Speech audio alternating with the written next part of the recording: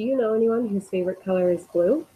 How about someone who's from Idaho or lives in Texas? Do you know someone who loves to read or hates to cook? Well, all of these things just so happen to describe me. My name's Kaitlyn Abbott. I'm an online college student from Nampa, Idaho.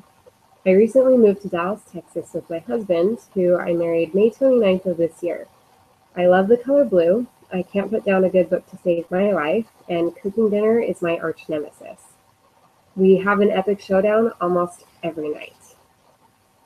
As interesting as I'm sure all of this is for everyone, it doesn't actually give you any insight into what it means to be me.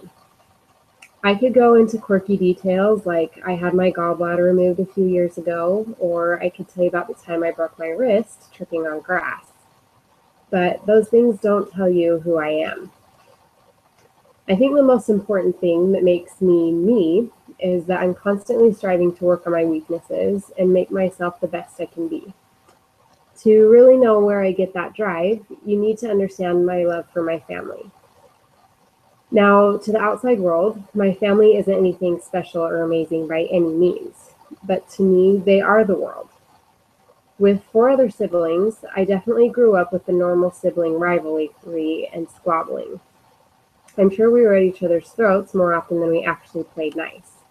And my poor parents, as much as they did for us, they still had plenty of arguments and butted heads enough to give even the thickest skulls a headache.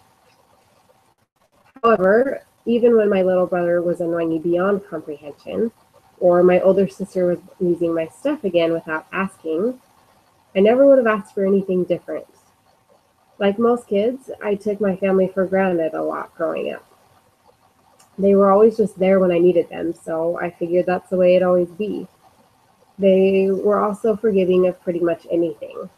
I knew that no matter how bad of a fight any of us got into, it'd always be forgiven and forgotten in a matter of days. Those 2 things became the definition of family to me. After moving to Texas and really having to be on my own, and not just 4 hours away at school, I realized how much my love for my family makes up who I am. I'm constantly revolving my life around the family I was born into, and the family my husband and I have the opportunity to begin together. The knowledge that I'll one day soon have a family of my own is constantly driving me to better myself, so I can be the kind of wife and mother I know they're going to need.